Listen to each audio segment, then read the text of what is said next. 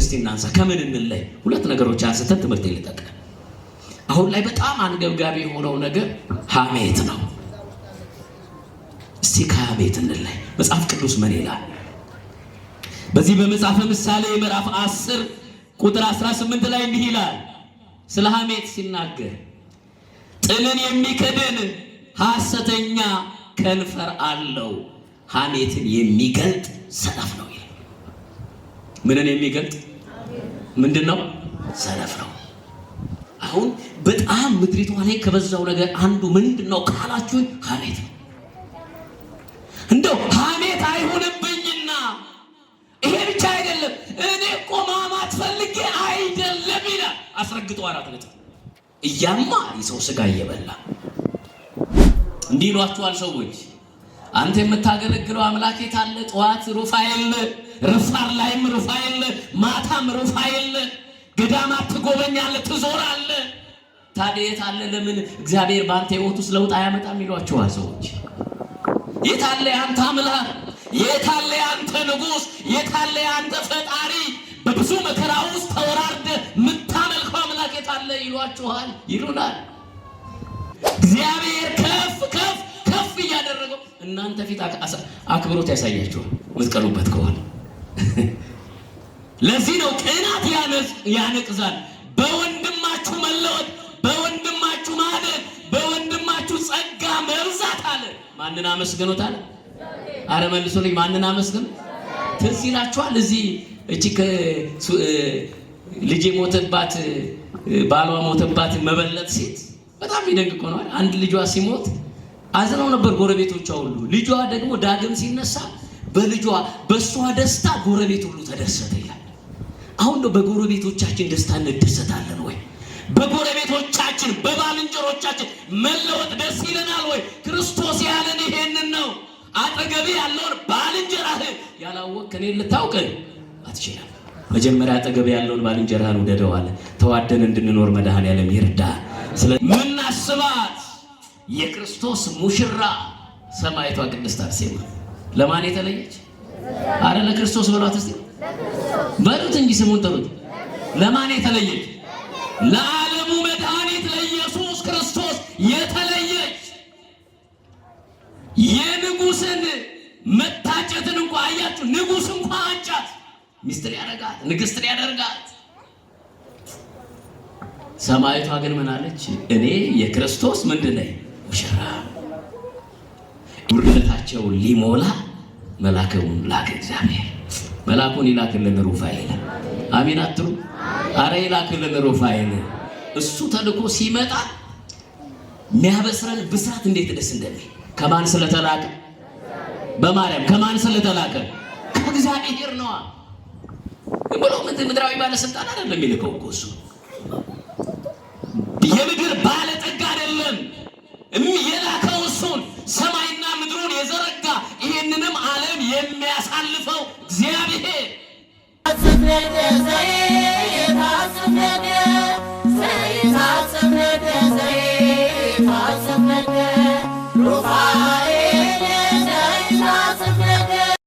በስመ አብ ወወልድ ወመንፈስ ቅዱስ አሐዱ አምላክ አሜን። በአብ ስም በወልድ ስም በመንፈስ ቅዱስ ስም በአንድ አምላክ እናምናለን። መቃባ ከኔልማ ከነፍረ ቁልቁሉ በቀዮ ቶኮ አሜን።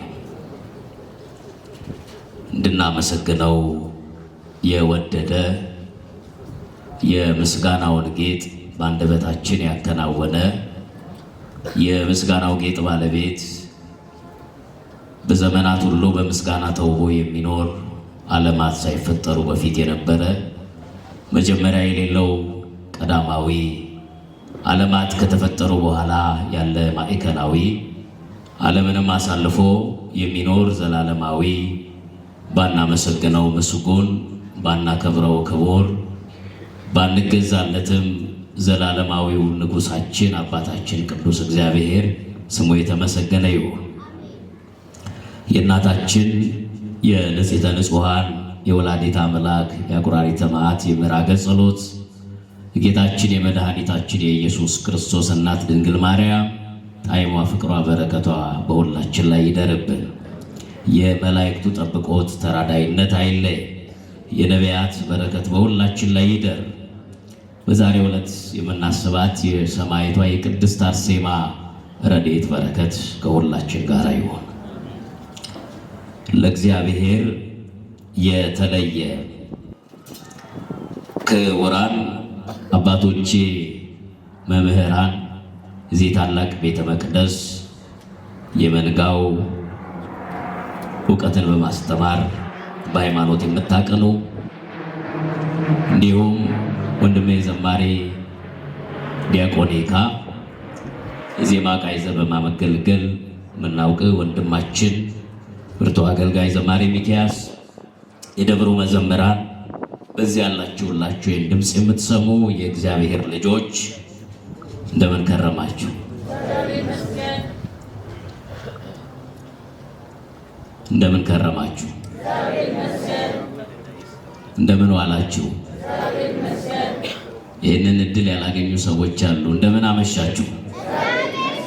እንደምን እስከዚህ ሰዓት ቆያችሁ? የበዛውን ኃጢአታችንን በደላችንን ሳይመለከት ዛሬም እድሜ ለንስሐ ጨምሮ በቤቱ ተገኝተን አካሉ በሆነችው ቤተ ክርስቲያን ጉድለታችን በቃሉ እንዲሞላ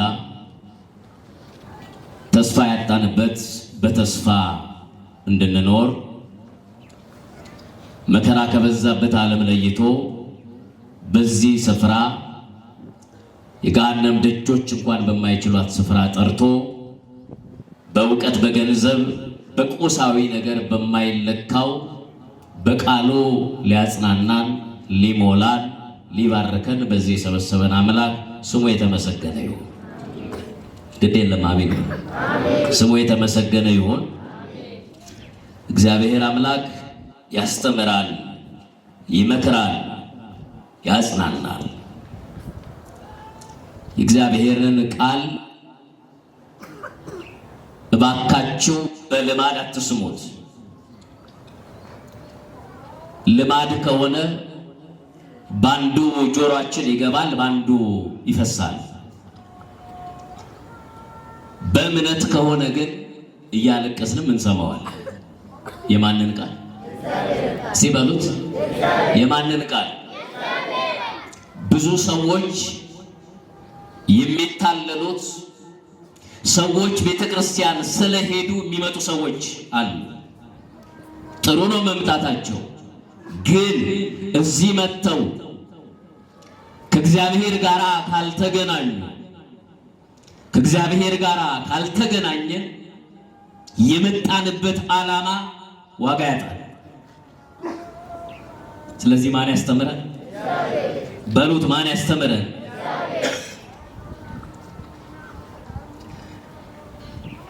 አስተማሪው፣ መካሪው፣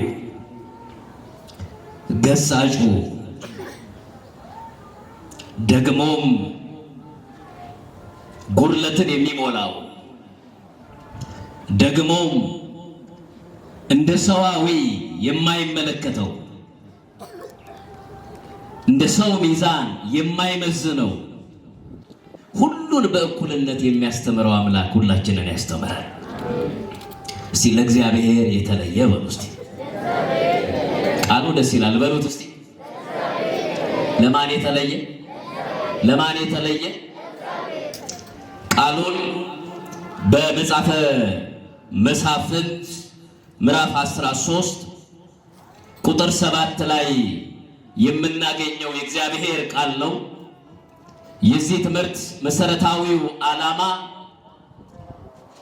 በዚህ ክፍል ላይ የተጠቀሱትን ደጋግ ሰዎች ሕይወታቸው ለኛ አርአያ ስለሆነ ጥቂት ሕይወታቸውን እናያለን። ከዛ ግን ዋናው ነገር ለእግዚአብሔር እንዴት እንለይለት፣ ከምን እንለይ የሚለውን ነገር አይተን ትምህርታችንን እንጠቀልላለን። ይህንን ቃል የተናገረው መልአከ እግዚአብሔር በእግዚአብሔር ፊት ስለ ሰው ልጆች የሚቆመው የእግዚአብሔር መልአክ ነው። ይሄም ቃል ደግሞ የተነገረላቸው ማኑሄና ሚስቱ ናቸው። ይህንን ቃል የሰሙት ክፍሉን ስታነቡት እንዲህ ይላል። ምዕራፍ 13 ቁጥር 1 ጀምሮ ስትመለከቱት እስራኤላውያን ዳግም እግዚአብሔርን በደሉ። ማንን? በጣም የሚደንቃችሁ ነገር እግዚአብሔር ዛሬ በድለ ነው ነገ ይቅር ይለናል። ነገም በድለ ነው ከነገ በስቲያ እግዚአብሔር ይቅር ይላል። ለዚህ ነው እግዚአብሔር ምሕረቱ ሰፊ ነው። ተዝቆ አያልቅም የምንለው።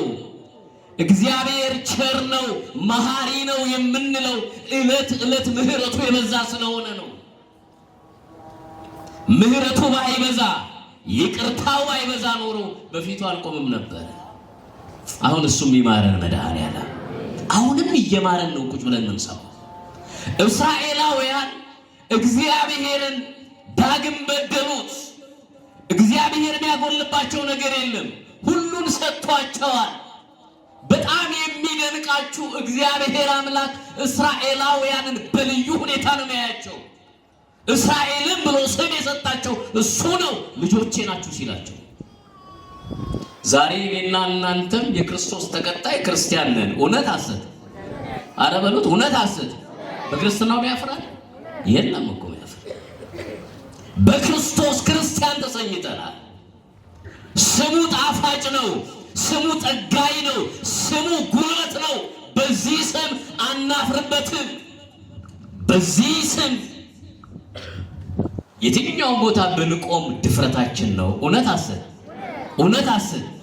እስራኤላውያን አስተውሉ። እግዚአብሔር ልጆች እግዚአብሔርን በሚበላ በሚጠጣው ነገር በሚለበሰው ነገር ጊዜና ዘመን በሚፈጀው ነገር ውሃ በሚጨርሰው እግዚአብሔርን በዚህ ነው የሚመዝኑት። እኔና እናንተ በምን እንመዝነው ይሆን? እግዚአብሔር ተመራችሁ ስራ ስላጣችሁ እግዚአብሔር የለም እትሉ የላችሁ? የሆነ መንገድ ጀምራችሁ መንገዳችሁ ስለተበላሸ እግዚአብሔር ሆይ የለህም ያላችሁ ሰዎች የላችሁ? ከዓለም ተላቃችሁ ጫት ከመቃሙ ስጋራውንም ከማጨስ ደግሞም ከዘፋኝነት ተለይታችሁ መጣችሁ። ልክ እዚህ ስትደርሱ መከራው እዚህ ሲበረታ ምነው እግዚአብሔር ሆይ እዛው ይሻለኛል ብላችሁ የተመለሳችሁ የላችሁ? ዳግም እንደገና እግዚአብሔርን አልበደላችሁትም? አልበደል ነው። እስራኤላውያን እንዲህ ናቸው። ልበቀል ይላሉ እንደውም ሊቃውንቱ። ለሚታየው ነገር የሚሸነፉ ዓለም እንዲህ ነው። ለሚታየው ነገር የሚሸነፍ ነው። ገንዘብ የሚያሸንፈው፣ ስልጣን የሚያሸንፈው፣ ለስልጣን ብሎ ክርስቶስን የሚክድ በዝቷል። ለገንዘብ ብሎ ሃይማኖቱን የሚቀይር በዝቷል። ለምድራዊ ኑሮ አይደል? ዛሬ ገልብተነው ነገ ለሚፈርሰው ቤት ብሎ አይደለ ማህተቡንም የቀየረ የበጠሰ ሰው ይኖራል። እግዚአብሔር ይጠብቃል። አሜን አትም? እሱ ይጠብቀን መድኃኔዓለም። እስራኤላውያን ዳግም እግዚአብሔርን በደሉ። አያችሁ፣ እግዚአብሔር ደግሞ በትንሹም ቢሆን ቆንጠጥ ያደርጋል። ግን አሳልፎ አይሰጥም። ግን ደግሞ እንድንማርበት እግዚአብሔር ቆንጠጥ ያደርጋል። ህመሙ ሲመጣ ለምን መጣ አትበሉት። አንዳንድ ጊዜ እንኮራለን አይደል? ትዕቢተኞች ነን። እግዚአብሔር በህመሙ ቆንጠጥ ያደርጋል። ህመም ባይኖር ኖሮ መውደቅ ባይኖር ኖሮ መነሳትን አናውቅም። ህመም ባይኖር ኖሮ ጤናን አናውቀው። ስለዚህ እግዚአብሔር ጤና ምን እንደሆነ ሲያሳየን በህመም ይቀጣናል። እስራኤላውያንን አሳልፎ እግዚአብሔር ለ40 ዓመት እንዲገዙ አደረጋቸው። ባርነት ከባድ ነው። አያችሁ፣ እግዚአብሔር ከባርነት ነፃ ያወጣል። በዚህ ዘመን ደግሞ በጣም ይደንቃችሁ ደጋግ ሰዎች ነበሩ ይላል መጽሐፍ ቅዱስ። አሁንም ደጎችን ያብዛልን መድኃኔዓለም። አይጠፉም እኮ አይደል? ጎረቤት ላይ ምቀኛ የሚበዛበት ሰፈር ላይ ደጋግ ሰዎች አይጠፉም አይደል? ቅን የሚያስቡ የተጣሉትን የሚያስታርቁ ክርስቲያን የሆኑ ሁሌ እውነት ወዳዶች ሐሰት የማይስማማቸው ደግሞ አይደል አዋስተው የሚያስታርቁ ብዙ ሰዎች አሉ። ማኑሄና ሚስቱ እግዚአብሔርን እየፈሩ ነው የሚኖሩት። እግዚአብሔርን መፍራት እኮ መባረክ ነው እናንተ። እግዚአብሔርን መፍራት ማለት እኮ በአምልኮ ፍጹምነት ነው። እግዚአብሔርን መፍራት ማለት ከሐሰት ጋር አልቆምም። እኔ የፈጠረኝ እግዚአብሔር ነው። ምኖረውም ለማን ነው? ቅዱስ ጳውሎስ እንደተናገረ በሕይወት ሆነን ብንኖር የማንን አለ? የጌታንን። ብንሞትስ አለ? የጌታንን። ዛሬ እኛ አላመንነውም ይሄንን።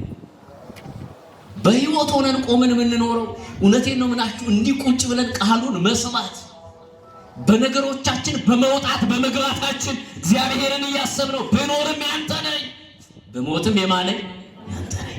እግዚአብሔርን እየፈራ የሚኖር ሰው እንዲህ ነው የሚያምነው። ማኑሄና ሚስቱ እግዚአብሔርን ፈርተው ነው የሚኖሩት።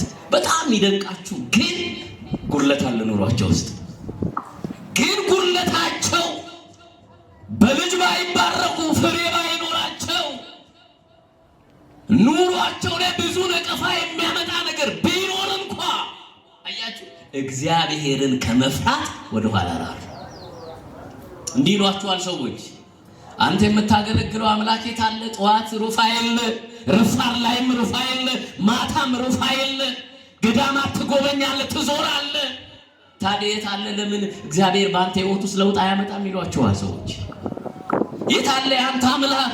የት አለ ያንተ ንጉሥ? የት አለ ያንተ ፈጣሪ? በብዙ መከራ ውስጥ ተወራርደ የምታመልከው አምላክ የት አለ? ይሏችኋል፣ ይሉናል። አለ እሱ። በቁስ ነገር የማይለካ አለ እሱ። በስልጣን የማይለካው አለ እሱ። ምድርና ሰማይን በእውነት እንደዚህ ዘርግቶ ያለ ምድሪቷንም እንደዚህ አጽንቶ ያቆመ ደግሞ ሰማዩንም እንዲህ የዘረጋ ፀሐዩንም ዝናቡንም ጨለማውንም እያፈራረቀ የሚሰጥ አምላክ እውነት ነው የለም? አረ መልሱልኝ፣ የለም ወይ? መከራው ሲበዛ እግዚአብሔር የለም ለሚሉ ሰዎች እግዚአብሔር አለ በሏቸው። አለ እግዚአብሔር፣ ቢጎርልም አለ ቢበዛም አለ እግዚአብሔር። ሐና ሕይወት ውስጥ ያየነው ይሄን ነው አይደለ? ጠዋትም ወጥተሽ እግዚአብሔር ደጅ ታለቅሻለሽ፣ ታነቢያለሽ። ምን አለ ብትተይው የሚሉ ሰዎች አሉ። ምን አለ ብትተው ባትጨቀጭቀው ተው ውስጥ የሚሉ ሰዎች አሉ። ከዝማሬው ተለይተን እንዴት እንኖር? ከቅዳሴው ተለይተን እንዴት እንኖራለን? ከወንጌሉ ጉባኤ ተለይተን እንዴት እንኖራለን? አሁን ዝማሬ የለመደ ሰው ከዝማሬ እንዴት ይለያል? አያስችለንም እኮ። ማን ይመስገን? አረ በሉት ማን ይመስገን? እኔ አሁን እውነቴን ነው የምነግራችሁ።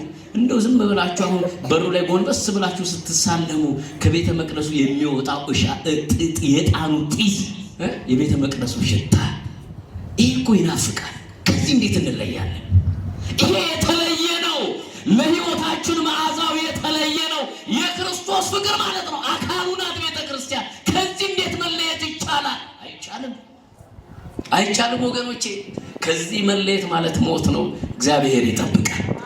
ብዙ ሰዎች የሞት ስፍራ ላይ ሆነው በሕይወት ያሉትን ሰዎች ይተቻሉ። እግዚአብሔር ልባቸውን ያብራላቸው። እንደዚህ ነው አይደል? ብዙ ጊዜ ባዶ ጀሪካን ምን ይሆናል? ጨዋል። በእውቀቱ ሙሉ የሆነ ሰው አይደል? ዝም ነው፣ ብዙ ድምፅ አያሰማ። ብዙ ፍሬ የያዘ ዛፍ ጎንበስ ነው የሚለው። በሃይማኖት የበረታ ሰው አይደል? ብዙ አያወራም። ራሱ ምን ያደርጋል? ዘቅ። ብዙ ስለሚሰራው መንፈሳዊ ስራ አያወራም። ቢጎርልም በሕይወቱ እኮ ነው ምናችሁ። ማኑሄና ሚስቱ እንደዚህ ናቸው። የተባረኩ እግዚአብሔርን የሚፈሩ የሚዋደዱ፣ ጊዜያዊ ፍቅር አይደለም በመካከላቸው ያለው። ሁሉ ጊዜ እሱም ሲገባ ጌታዬ ትለዋለች፣ እሷንም እመቤቴ ይላታል ማለት። አሁን እዚህ ዘመን ላይ ይሄ ፍቅር ይኖረው? አንድ መጽሐፍ ሳነብ እዚህ አፍሪካ ውስጥ ሴኔጋል የሚባል ሀገር ላይ ምን ይላል? ሲጋቡ የነበራቸው ልብስ፣ ያ ልብስ ሲያልቅ ፍቅራቸው አብሮ ያልቃል ይላል። ታዲያ ይሄ እውነት ነው የምነግራችሁ። እግዚአብሔር ከእንዲህ አይነት ፍቅር ይጠብቃል። እውነት አሁን ኢትዮጵያ ውስጥ የምናየው ፍቅር እንደዚህ አይደለም። ሁለት ማግባት አይደለም በአደባባይ። አሁንማ ይኸው የምናየው ቪዲዮ ነው በዩቲዩብ። ነውር የተከበረበት ሀገር ሰው እግዚአብሔር አምላክ ለዛውም አካላዊ ቃል ኢየሱስ ክርስቶስ ከሰማያ ሰማያት ወርዶ በስጋ የተገለጠው ስጋውን የቆረሰው ደሙ ደሙንም ያፈሰሰው የኔና የናንተ ጌታ ስለኔና ስለናንተ ያ አጥንቶቹ እስኪታዩ የተገረፈው ጌታ ጋብቻ ክቡር ነው ያለው ጋብቻን ያቃለሉ ሰዎች በስተዋል። ጋብቻ ውስጥ ያላችሁ ሰዎች ጋብቻችሁ እንድታከብሩ እግዚአብሔር ይርዳችሁ። በዛ ጋብቻ ውስጥ ነው ሰማዕታት የሚወጡት። በዛ ጋብቻ ውስጥ ነው ካህናት፣ ጳጳሳት፣ መነኮሳት የሚወጡት። በዛ ጋብቻ ውስጥ ነው ብዙ ሀገርን የሚጠቅሙ ትውልዶች የሚወጡት። እባካችሁ ጋብቻችሁን አክብሩ። መስፈርታችን እግዚአብሔርን መፍራት ይሁን፣ ገንዘቡ አይሁን። ይሄ ሁሉ ጠፊ ነው። የማይጠፋው ፍቅር ግን የማን ፍቅር ነው? ይሄ ሁሉ ነገር ምድር ላይ የምናየው ይጠፋል። ማኑሄና ሚስቱ እግዚአብሔርን በመፍራት ይኖራሉ፣ ግን ልጅ የላቸው። በጉርለታቸው ጠዋት ሲነጋ እግዚአብሔርን ያመሰግናል፣ ሲረፋፍድም እግዚአብሔርን ያመሰግናል። እንዲሁ የተባረኩ ሲመሽም ማታ ላይ እግዚአብሔርን አመስግነው ይተኛሉ። ለዚህ ነው እግዚአብሔር ጉርለታቸውን አየና ጉርለታቸውን ሊሞላ መልአኩን ላከ። እግዚአብሔር መልአኩን ይላክልን ሩፋኤል። አሜን አትሉ? አረ ይላክልን ሩፋኤል። እሱ ተልኮ ሲመጣ የሚያበስረን ብስራት እንዴት ደስ እንደሚል ከማን ስለተላከ? በማርያም። ከማን ስለተላከ? ከእግዚአብሔር ነዋ። ብሎ ምድራዊ ባለስልጣን አይደለም የሚልከው እኮ እሱ። የምድር ባለጠጋ አይደለም የላከው እሱን። ሰማይና ምድሩን የዘረጋ ይህንንም ዓለም የሚያሳልፈው እግዚአብሔር።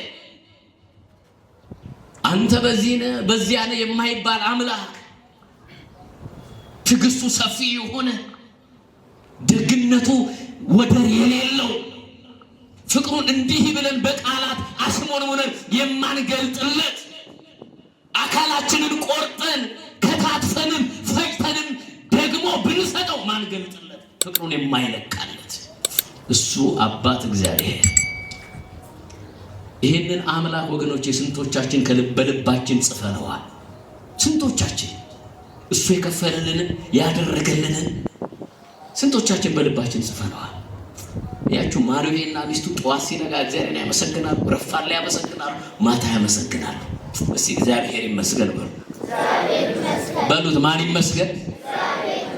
አሁን እንዲህ እንበል። ጠዋትም ሲነጋ አመስግኑት፣ ሲረፋፍድም አመስግኑት፣ በመከራ ውስጥ መሆናችሁ አመስግኑት፣ በስቃይ ውስጥ መሆናችሁ አመስግኑት፣ ታማችሁም ይሆን አመስግኑት። እግዚአብሔር የጎደሎውን ይሞላል፣ ይችላል እሱ። እና መልአኩን ላከ። መልአኩ መጣና በአትክልቱ መካከል ላለችው ለማኑሄ ሚስት ተገለጠላት እና እንደዚህ አላት፣ በእውነት ወንድ ልጅ ትወልጃለሽ፣ ደግሞ ከናንተ የሚወለደው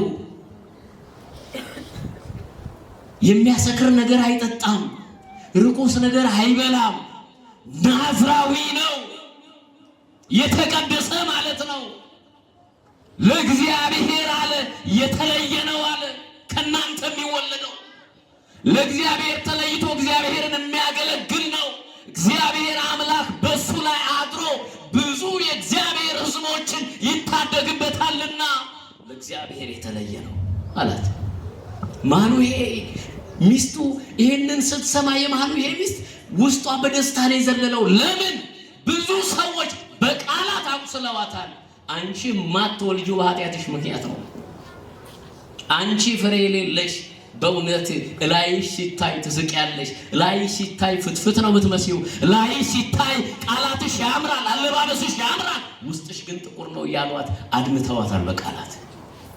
ሰው እንዲህ ነው የሚለው፣ ላያችንን አይቶ ነው አይደለም የሚደመድመው። ለዚህ ነው መጽሐፍ ምን አለ? ሰው ምንን ያያል? ላይን ያያል። እግዚአብሔር ግን ምንን ያያል አለ? ውስጥን ያያል። እግዚአብሔር የልባችንን ይመልከት። አንዳንድ ሰዎችማ ይላሉ አይደል፣ ከሌን እኮ ሳየው ደሜ ይፈላል ይላሉ። ግድ የለም በሻይና ምጣድ ላይ አትጣለው፣ ደም አይፈላም። ደም የሚያፈላ ነገር የለም። ክርስቲያን ስሜታዊ አይደለም፣ ራሱን ገዝቶ የሚኖር ነው። ክርስቲያን ማለት በክርስቶስ መንገድ የሚሄድ ነው። ቅዱስ ጳውሎስ እንደተናገረው እኔ ክርስቶስን ያለው እንደምመስል ምሰሉኝ ነው ያለው። ስሜታዊ አይደለም ክርስቲያን። የሆነ ነገር ሳይ አብሮ የሚኖግድ አይደለም ክርስቲያን። እንደመጣለት የሚናገር አይደለም ክርስቲያን። ለአነጋገሩ፣ ለአለባበሱ፣ ለህይወቱ ሁሉ ልክ ያለው ነው ክርስቲያን። እውነት ሐሰት? አረ በማርያም እውነት ሐሰት? አንድ የሆነ እምነት ተከታይ ነው ስለዚህ ቤተክርስቲያን ስራ ሲናገር ሰምቻለሁ። ሰሞኑ ነው ዝም ብዬ ሳልፍ ነው ግቢ ውስጥ ገብቼ ነው ባየሁ አለ። ነው ስርዓቱ ደስ ይላል። ነው ቅጥሩ ዛፉ ራሱ እንደው የእረፍት ስፍራ ነው አለ። ሌላ እምነት ነው እኮ። ስርዓቱ ደስ ይላል። የዝማሬው ስርዓት፣ የቅዳሴው ስርዓት፣ የሰዓታቱ ስርዓት እንዴት ደስ ይላል አለ። ማን ይመስገን? ይሄን የሰጠን ማን ይመስገን? ሁሉ በልክ ነው ወገን። እዚህ ማንም መጥቶ አይጨፍርም። በክርስቶስ ልክ የተሰራች ቤተክርስቲያን ናት። በካህን ልክ አይደለም፣ በሰባኪው ልክ አይደለም፣ በምድራውያን የእውቀት ጠበብቶች ልክ አይደለም። በክርስቶስ ልክ የተሰራች ናት ቤተክርስቲያን። እውነት ሐሰት? አረ በማርያም እውነት ሐሰት? እቺ ቅድስት ቤተክርስቲያን ወደር የላትም፣ ወደር የላትም። ከአንቺ የሚወለደው የተለየ ነው። ስለዚህ ርኩስ ነገር እንዳይበላ፣ የሚያረክስ ነገርም እንዳይበላ ከርኩስ ነገር ሁሉ ሳውሩት እስራኤልን የሚታደግ አደርገዋለሁ አለ እግዚአብሔር። እግዚአብሔር አምላክ ብዙዎችን ነጥቀን የምናወጣ ያደርገ፣ ብዙዎችን የምናጽናና ያደርገ። አንዳንድ አሉ አይደል? አንዳንድ ህፃናት ልጆች ገና በልጅነታቸው ቤተክርስቲያን እያደጉ አይደል? ከልጅነታቸው ጀምሮ ነው ውዳሴ ማርያም ዘወትር ጸሎቷን ነው እየተማሩ ሲመጡ ሰፈር ውስጥ እንኳን ይሄ እኮ የህፃን ትልቅ ይላሉ አይደል? ትልልቆችን የሚያስታርቁ ገና ልጅ ናቸው፣ ግን በአይምሮ የበሰሉ አሉ። እግዚአብሔር አምላክ እንደነዚህ ያደርገን። መድኃኔዓለም የተጣሉትን የምናስታርቅ። በጣም የሚደንቃችሁ የማኑሄ ሚስት የእግዚአብሔር መልአክ ሲለያት ፈጥና ወደ ባሏ ገሰገሰች።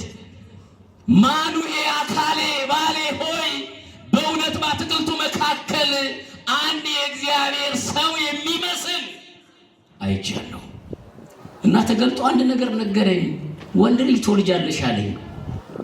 አሁን ማኑሄና ሚስቱ እድሜያቸው ገፍቷል። አሁን የሚያስቡት እንደ ሰው አስተሳሰብ እድሜያችን ገፍቷል፣ ልጅ መውለድ አንችልም ነው። ለሰው የማይቻል ለማን ይቻል? ለማን ይቻል? አሁን ኢትዮጵያ ውስጥ ዓለም ውስጥ የምናየው ነገር እንዲህ ነው። ለሰው የማይቻሉ ብዙ ነገሮች አሉ። ለማን ይቻላል? ምንም ጥርጥር የለው። የሚቻለው ጌታ እንዲቻል አድርጎ ይስራልን። ተገልጦልኝ እንዲህ አለኝ፣ ወንድ ልጅ ትወልጃለሽ እና እስራኤልን የሚታደግ ይሆናል ብሎ ዝርዝር ጉዳይ ነግሮኛል። የሚያረክስ ነገር እንዳይበላ፣ የሚያሰክር ነገር እንዳይጠጣ ብሎ በዝርዝር ነግሮኛል እና ልጅ ልንወልድ ነው ብላ በደስታ ነገረች። ምን ልንወልድ? ደስ ይላል አይደል? የብዙ ትዳሮች ፍቹ የመጀመሪያው ልጅ ማጣት ነው። እውነት ሐሰት? አረ መልሱልኝ። እውነት ሐሰት? መቼም ትዳር ውስጥ ያላችሁ ሰዎች ታውቁታላችሁ። በጣም በሚደንቃችሁ ሁኔታ ደግሞ የባል ቤተሰቦች ምን እንደሚሉ ታውቃላችሁ? እንደው ካልወለደች ምንድነው ፍታት። እቺ ደግሞ እንጀራዋ እንኳን አይን የሌለው ይላል። ወጧ እንኳን አይጣፍጥም፣ ፍታት ምን ታደርግልሃለች? የከበረው ጋብቻ እግዚአብሔር ያከበረውን ጋብቻ ፍታው ይላሉ። ምን ችግር አለው? ፍታው። ደግሞ የምትወልድ ሌላ አግባ ይላሉ። የሚስትም ቤተሰቦች የሚያቀርቡት ብዙ ነገር አለ፣ እዛ ውስጥ አልገባም። ግን ጋብቻ ክቡር ነው። ደግሞ ክርስቶስ እንደው ግልጥ አርጎ ሲናገረው ምንድን ነው ያለው? ጋብቻ ክቡር ነው፣ መኝታውም ንጹህ ነው ያለው። ንጹህ ነው። ስለዚህ ለትዳራችሁ ታመኑ።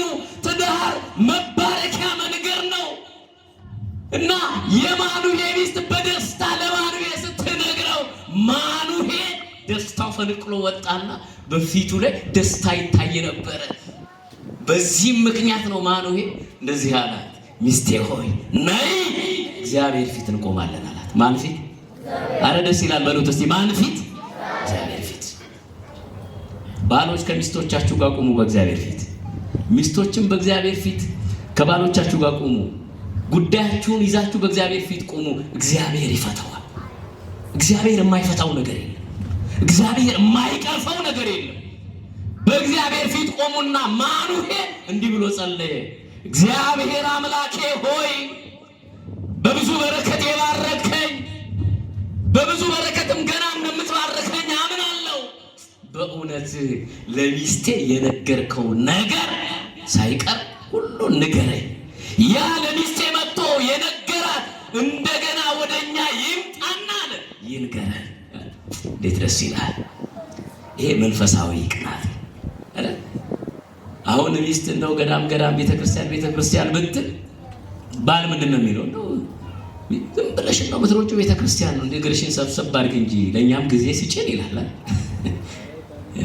ጊዜ የሰጠን ማለት ኧረ በማለት ጊዜው የሰጠን ማለት ቤተክርስቲያን ለመሄድ አበዛሽ እግር አበዛሽ አይባልም እኮ። እንደውም አብሮ ነው ማብዛት።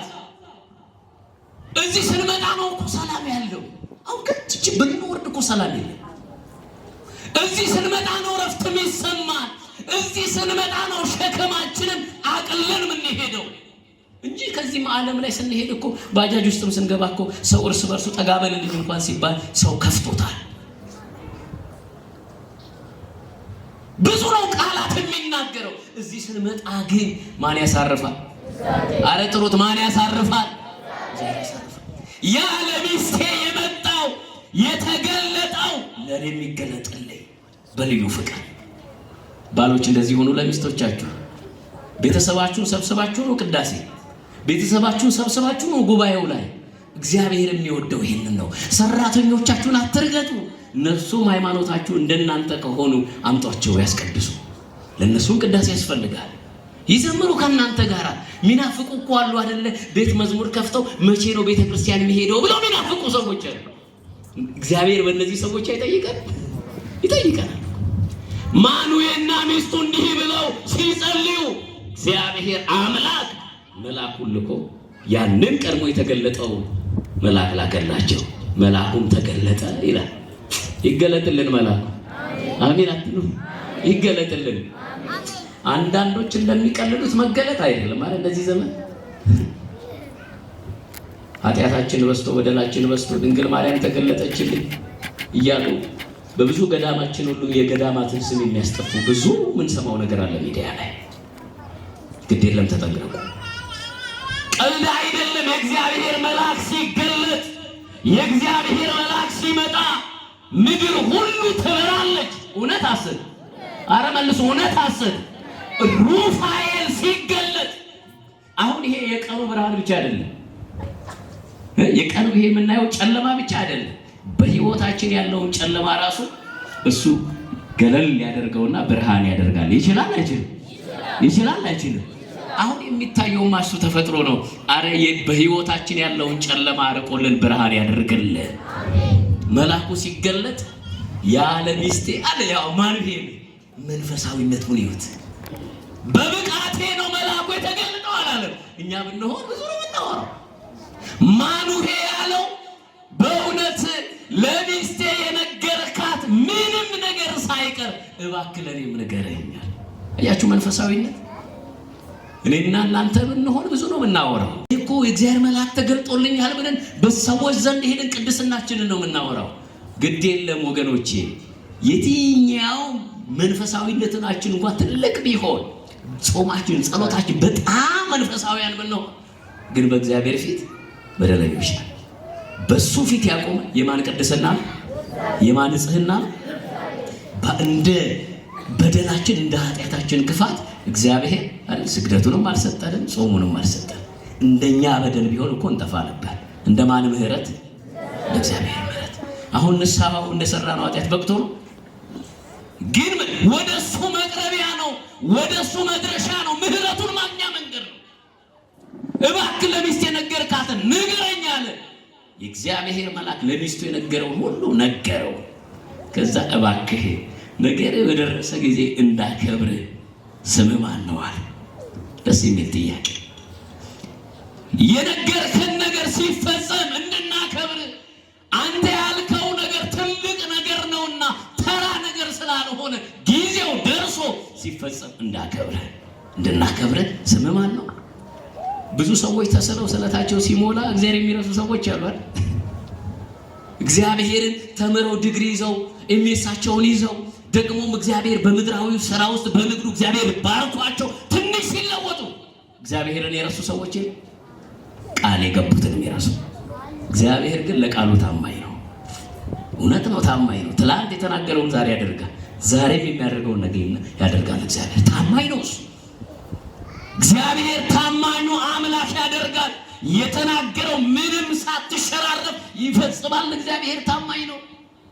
መታመን ያቃተን እኔና እናንተ ብንታመንለት ኖሮ እግዚአብሔር ይሄንን አይደለም ማለት ነግደን አይደለም ተምረን አይደለም። እንደው መጽሐፍ የሚለው ምንድነው? የጨበጣችሁት የረገጣችሁት ያሰባችሁት ሁሉ ምን ይላል? የተባረከ ነው።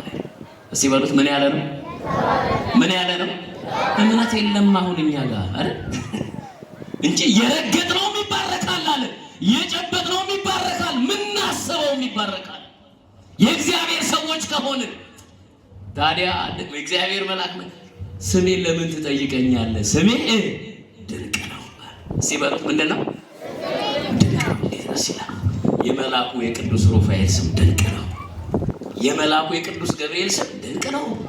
የመልአኩ የቅዱስ ሚካኤል ስም የሊቀ መልአክ ስሙ ድንቅ ነው። የመልአኩ የቅዱስ ኡራኤል ስም ድንቅ ነው። የሚያገለግሉት በእውነት ሰማይና ምድርን የዘረጋው ደግሞም የሰው ልጆችን ሊያድን በስጋ የተገለጠው አይደል? መላእክት አገለገሉት ይላል ክርስቶስ።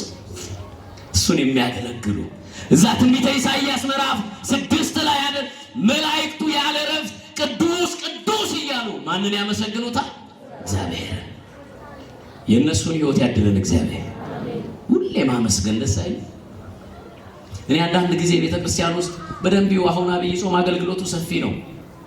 ስብሐተ ነግህ አለ፣ ኪዳኑ አለ፣ ቅዳሴው አለ፣ ማታ አገልግሎቱ አለ። በዚህ ሁሉ ድካም ውስጥ ግን እውነቴን ነው የምነግራችሁ ከፍስኩ ጊዜ ምን በረታው በዚህ ጊዜ። አሁን ጾም ስለሆነ ከተማዋ ረጭ አላለች። ኃጢአት እኮ ቀንሷል። ቢያንስ አሁን ነውር ቀዝቅዟል፣ በደል ቀዝቅዟል። ሰው ሲበላ ሲጠጣ ምንም የሌለ ይመስለዋል። አሁን እኮ ጸጥ ብላለች ከተማዋ። እውነት ነው ደብረ ዘይት በጾም መምጣት ይሻላል። ምክንያቱም ጸጥ ያለ ነው። አያችሁ ወገኖቼ፣ ጾምና ጸሎት አይደል ይፈውሳል፣ በስጋ በነፍስ። ስንጾም ስንጸልይ ራሳችንን እናስገዛለን። በማን ፊት እናፈሳለን? አሁን ቅዳሴ ነው አይታችኋል። ያ ሁሉ ህዝብ ለማን እየተገዛ? አረ መልሱ። ለማን እየተገዛ? ለእግዚአብሔር እየተገዛ ተንበርክኮ እያነባ ስለበደሉ ስለ ሀገር እያነባ ስለ ወገኑ እያነባ እያለቀሰ ይጸልያል፣ ማረኝ ይላል። እዚህ ጸሎት ላይ እዚህ ጾም ላይ ደግሞ ከንስሐ ጋር የታጀበ ወደ እግዚአብሔር መቅረብ፣ ስጋውና ደሙን መብላት። ጾማችን ማሰሪያ የሚያገኘው ወገኖች ስጋውን ስንበላ ምኑን ስንጠጣ እዚህ ክብር ላይ ያደርሰን መድኃኔዓለም። ስሜ ድንቅ ነው አለው። እንግዲያውስ እባክህን አለ ማኑሄ ወደ ቤቴ ግባ፣ ጠቦቱን ልረድል አልሰስተም፣ ግባ ወደ ቤታችን ወደ ጓዳችን ግባ ሲለው አይ እኔ አልበላም፣ ግን አንተ ከወደድክ ለእግዚአብሔር መስዋዕትን አቅርብ። ለማን? ለማን? እባካችሁ የእግዚአብሔርን መስዋዕት አታጓሉ። ጠዋት ሲነጋ አቅርቦ ጸሎታችሁ ራሳችንን መስዋዕት አድርገን እንስጠው ለሱ። እኛ ራሳችንን ለእግዚአብሔር ከሰጠነው እግዚአብሔር በዚህ ይደሰታል። እግዚአብሔር ገንዘባችንን አይደለም የሚፈልገው። እግዚአብሔር የሆነ ነገር እንድንሰጠው ቤተክርስቲያን ውስጥ የሆነ ግንብ እንድንገነባለት አይደለም፣ ራሳችንን እንድንሰጠው ይፈልጋል። እኔና እናንተን ፍለጋን የመጣው ከወደቅንበት ሊያነሳ ከዛ ከጨለማ ህይወት ሊያድነን የመጣው አድኖናል። ስሙ የተመሰገነ ይሁን። እባካችሁ ከዚህ አምላክ ጋር ሳንገናኝ እንዳንሞት። ብዙ ሰዎች ለምድራዊ ኑሮ ዋጋ ይከፍላሉ፣ ቤት ይሰራሉ፣ ልጆች ለማሳደግ ዋጋ ይከፍላሉ። ይሁን ጥሩ ነው። ከዚህ ሁሉ ግን የሚበልጠው መንፈሳዊ ህይወት ነው ክርስትና። እንግዲያውስ ከወደድክ ለእግዚአብሔር መስዋዕት አቅርብ አለው። ማኑሄም መስዋዕቱን ሲያቀርብ ይላል በመስዋዕቱ ላይ የእግዚአብሔር መልአክ ወደ ሰማይ አረገ። ከማኑሄና ከሚስቱ የሚወለደው ለማን የተለየ ነው? አቤት ለማን የተለየ ነው? አሁን ቤተ ክርስቲያን ጾም አውጃ እንድንጾም የምታደርገን ለማን እንድንለይ ይመስላችኋል? ለእግዚአብሔር፣ ለእሱ እንድንለይለት ነው። በጾም በጸሎት እንድንለይ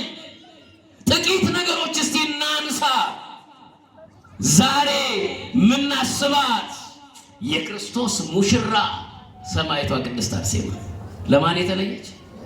አረ ለክርስቶስ በሏት እስቲ በሉት እንጂ ስሙን ጥሩት። ለማን የተለየች? ለዓለሙ መድኃኒት ለኢየሱስ ክርስቶስ የተለየች። የንጉሥን መታጨትን እንኳን አያችሁ፣ ንጉሥ እንኳን አጫት ሚስት ሊያደርጋት ንግሥት ሊያደርጋት። ሰማዕቷ ግን ምን አለች? እኔ የክርስቶስ ምንድን ነኝ? ሙሽራ። ይሄ ዓለም ያልፋል፣ ይሄ ደስታ ያልፋል። ሙሴ ትዝ ይላችኋል? በዛ በቤተ መንግስቱ ከሚገኘው ክብር ይልቅ አለ ከነዛ ከተናቁት ጋር በወርቅ ይሻላል አለ። ማንም የሚፈልገው ይሄ። እባካችሁ ከወደቁት ጋር ወደቁ፣ አብራችሁ ከተናቁት ጋር ተናቁ። አያችሁ ሙሴ ስለ እግዚአብሔር ክብር ብሎ ያ የሚያምረው ጉድለት የሌለበት ሁሉ የተሟላለት በየቀኑ የሚለብሰው ተመርጦለት በየቀኑ የሚበላው ተመርጦለት ከሚኖረው ቤተ መንግስት ይልቅ ከእግዚአብሔር ሕዝብ ጋር መሰደድን መረጠ። ሰማዕቷም እንዲህ ናት። አይ ይሄ ምድር ጊዜያዊ ነው፣ ዛሬ ታይቶ ደስታው ነገ ያልቃል። የማያልቀውን ደስታ የሚሰጠው ማን ነው አለች? እግዚአብሔር። ለክርስቶስ ተለየችለት። አይ እኔ የክርስቶስ ሙሽራ ነኝ ብላ ተለየች። ወገኖቼ ዛሬ መለየት ያስፈልጋል። ትዝ ይላችኋል አብርሃም እግዚአብሔር ከወገን ከቤተሰብ ተለይተህ ውጣ አይደል ያለው? አብርሃም እናቴ ማቄ ጨርቄ አላለ። ማንን አምኖ ወጣ? ለእግዚአብሔር መለየት። እባካችሁ ዛሬም ተለዩ። ቤተ ክርስቲያን ስትመጡ አይና እዚህ ቦታ ላይ እስቲ ሻይ ቡና እንበል። አሁን በዚህ በጉባኤው ሰዓት ዛሬ 3 ቀን ነው አይደል ጉባኤ?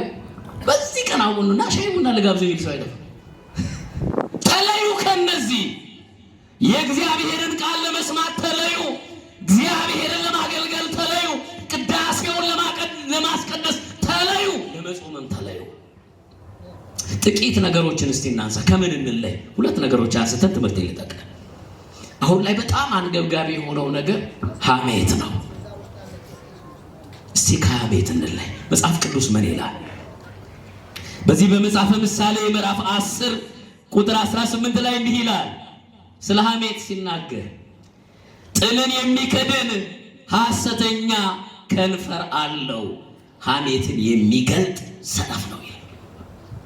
ምንን የሚገልጥ ምንድነው? ሰነፍ ነው። አሁን በጣም ምድሪቷ ላይ ከበዛው ነገር አንዱ ምንድነው ካላችሁ ሐሜት ነው። እንደው ሐሜት አይሆንብኝና ይሄ ብቻ አይደለም እኔ እኮ ማማት ፈልጌ አይደለም ይላል አስረግጦ 4 ነጥብ እያማ የሰው ስጋ እየበላ። ወገኖቼ ከዚህ መለየት ያስፈልጋል። ነገራችሁ እውነት ከሆነ አሁን በሉን የተባለው አይደል? ደግሞ ነገራችሁ ሐሰት ከሆነ አይደለም ይሁን መልሳችሁ። ለምን ለሰው ብላችሁ የእግዚአብሔርን ቃል ትጥሳላችሁ? ለምን ስለ ሰው ክብር ብላችሁ የእግዚአብሔርን ቃል ትረግጣላችሁ? የእግዚአብሔር ልጆች ከሐሜት ተለዩ፣ እንለይ። አሁን ሐሜት ብቻ አይደለም፣ እዚህም ገብቷል። እዚህም ቁጭ ብለን ልናመንጅል ይሄ ዲያቆን ይሄ ብሎ አገልጋይ የሚል ሰው አይጠፋም። ሐሜት ነው። ከሐሜት መለየት ያስፈልጋል። መንፈሳዊነታችንን ከሚያቀጭጩ ነገሮች አንዱ ሐሜት ነው። ምትመክረው ከሆነ በግልጥ ምከረው። ምትመክራት ከሆነ በግልጥ ምከራት። ምትመክሪያት ከሆነ በግልጥ ምከሪያት። መንፈሳዊነት ይሄ ነው። በዚህ እንድንኖር ማን ይርዳል? አያችሁ ሰማዕታቱ ቅዱስ ዳዊት ነፍሴን አፈቀቻቸው ያላቸው እነዛ ሰማዕታት ከሐሜት የተለዩ ናቸው። በሐሜት ውስጥ አላለፉም። እውነትን በመናገር አለፉ። እሱ አንደኛው ነው። መንፈሳዊነታችንን ከሚያቀጭጨው ነገሩ አንዱ ሐሜት ነውና ሐሜትን እንድናስወግድ ከሐሜት እንድንለይ ማን ይርዳል? ማን ይርዳል? ነው ቅዱስ ጴጥሮስ ምንድነው የሚለው? በዚህ በአንደኛ ጴጥሮስ መልእክቱ ምዕራፍ 2 ቁጥር 2 ጀምሮ ተመልከቱት። ጌታ ቸር መሆኑን ቀምሳችሁ እንደሆነ ለመዳንን በእርሱ እንድታድጉ አለ። አሁን እንደተወለዱ ሕፃናት ተንኮል የሌለበትን የቃልን ወተት ምን በሉታል? ተመኙ። ሐሜት አይደለም ሰው እንዲያደረገ ብላችሁ አትመኙ አለ። መመኘት ያለባችሁ አለ የእግዚአብሔርን ቃል ነው አለ። ይሄ ቃል እንዴት ደስ ይላል! በዝማሬው ስንሰማው፣ በቅዳሴው ስንሰማው፣ በማህሌቱ ስንሰማው ይሄ ቃል ደስ ይላል። ቃሉ ምን አለ? በዚህ ቃል ተጽናኑ አይደል ያለው? በዚህ ቃል እንድንጽናና መድኃኔዓለም ይርዳል። አሜን አትሉም? መድኃኔዓለም ይርዳል። ሁለተኛው ምንድነው ካላችሁኝ፣ ከምን እንለይ ካላችሁኝ፣ ከቅናት እንለይ። ከምን? አቤት ከምን እንለይ? እንደውም በጣም አንዳንዶቻችን በቃላት ስንገልጥ ሀበሻ ቀናተኛ ነው የምንለው አይደል? እንደዛ ብለን ነው የምንገልጠው። ግድ የለም። ይሄ ህዝብ እኮ የማን ህዝብ ነው? ማንን የሚያመልክ ነው? ቅናት አያችሁ፣ ያነቅዛል። ቅናት ምን እንደሚያደርጋችሁ ታውቃላችሁ? እግዚአብሔር በምትቀኑት ሰው፣ ያ የምትቀኑትን ሰው እግዚአብሔር ከፍ እያደረገው፣ ልብ ብላችሁ ስሙ። እግዚአብሔር ከፍ እያደረገው እናንተ ፊት አክብሮት ያሳያችኋል የምትቀኑበት ከሆነ። ለዚህ ነው ቅናት ያነቅዛል። በወንድማችሁ መለወጥ፣ በወንድማችሁ ማደግ፣ በወንድማችሁ ጸጋ መብዛት አለ። ማንን አመስግኑት አለ? አረ መልሱልኝ፣ ማንን አመስግኑ? ትዝ ይላችኋል እዚህ ልጅ ሞተባት፣ ባሏ ሞተባት መበለት ሴት በጣም ይደንቅ ነው። አንድ ልጇ ሲሞት አዝነው ነበር ጎረቤቶቿ ሁሉ። ልጇ ደግሞ ዳግም ሲነሳ በእሷ ደስታ ጎረቤት ሁሉ ተደሰተ ይላል።